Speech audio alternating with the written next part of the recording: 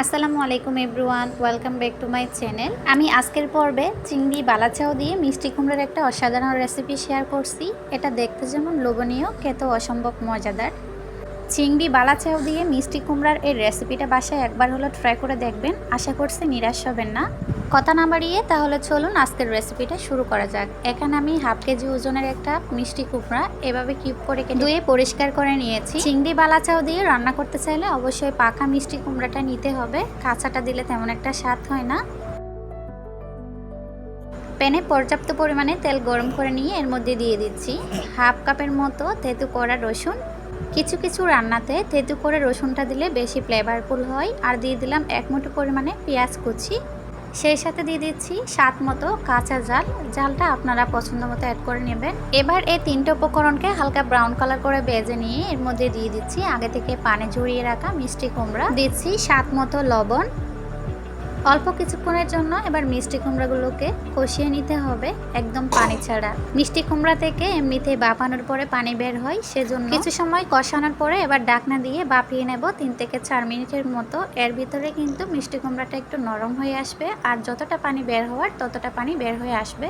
দেখুন কয়েক মিনিট পর মিষ্টি কুমড়া থেকে আপনা আপনি পানি ছেড়ে দিয়েছে। এই পানির মধ্যেই কিন্তু আমাদের রান্নাটা কমপ্লিট হয়ে যাবে, এক্সট্রা করে কোনো পানি ইউজ করতে হবে না। আপনারা দেখেই নিশ্চয়ই বুঝতে পারছেন মিষ্টি কুমড়াগুলো কত পার্সেন্ট সিদ্ধ হয়ে গেছে। এই পর্যায়ে আমি অ্যাড করে দিচ্ছি হাফ টেবিল চামচের মতো হলুদের গুঁড়া। আপনারা না চাইলে হলুদের গুঁড়াটা স্কিপও করতে পারেন, তবে হলুদের গুঁড়াটা দেওয়ার ফলে কালারটা খুবই সুন্দর আসে। দেখুন অল্প কয়েক মিনিটের মধ্যে মিষ্টি কুমড়াটা প্রায় রান্না হয়ে গেছে, আর গ্রেভিটাও অনেকটা টেনে নিয়েছে। ফাইনালি আমি যে ইনগ্রেডিয়েন্টসগুলো অ্যাড করব সেগুলো দিয়ে দিচ্ছি একে একে। দিয়ে দিচ্ছি হাফ টেবিল চামচ চাট মশলা, 1 কাপেরও একটু বেশি হবে দিচ্ছি বালাচাও, সেই সাথে দিয়েছি 1 মুঠো পরিমাণে ভাজা রসুন। এই ভাজা রসুনটা দেওয়ার ফলে মিষ্টি কুমড়াটা খেতে অসম্ভব মজাদার হয়। আমি বলবো যারা শুটকি লাভার আছেন অবশ্যই বালাচাও দিয়ে মিষ্টি কুমড়ার এই রেসিপিটা বাসায় একবার হলো ট্রাই করে দেখবেন। আমার বিশ্বাস একবার খেয়ে নিজের রান্নার প্রতি নিজেই ফিদা হয়ে যাবেন। এ পর্যায়ে এসে এত সুন্দর একটা ফ্লেভার বের হয়, কি আর বলবো। সারা ঘরে মোমো করে মিষ্টি কুমড়া দিয়ে বালাচাও রেসিপিটা সম্পূর্ণভাবে রান্না করা হয়ে গেছে। এখন আমি পরিবেশন করছি। নিশ্চয়ই কালার দেখে বুঝতে পারছেন মিষ্টি কুমড়া আর বালাচাও রেসিপিটা কতটা মজাদার হতে পারে। এভরিওয়ান, কে কোথায় বসে আমার আজকের ভিডিওটা দেখতেছেন অবশ্যই কমেন্টে জানাবেন।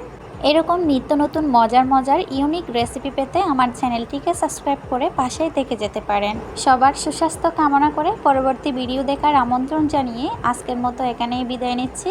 আল্লাহ হাফিজ, আসসালামু আলাইকুম।